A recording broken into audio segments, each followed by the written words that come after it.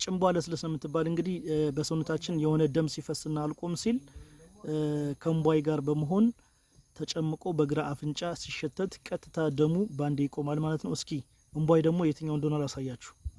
እምቧይ ምንላት ደግሞ እቺ ነች ማለት ነው። እንግዲህ ቅድም ጭንቧ ለስለስ ብያችኋለሁ። እቺ ደግሞ እምቧይ ትባላለች። በተፈጥሮ የሚበቅል አትክልት ነው። ሁለቱን ባንድ ላይ ጨምቆ በግራ አፍንጫ ከተሸተተ እንግዲህ የሚደማውን ደም በትንሽ ጊዜ ውስጥ ያቆማል ማለት ነው። እንግዲህ በሕክምና ደግሞ አድሬናሊን የሚባለው ቅመም ለምሳሌ ከአፍንጫ አካባቢ ንስር ያለባቸውን እሱን በአፍሰን ጎዝ ላይ አፍንጫ ላይ ስናደርግ እንደሚቆመው ይሄ ደግሞ በተፈጥሮ ቀጥ ነው የሚያደርገው ማለት ነው።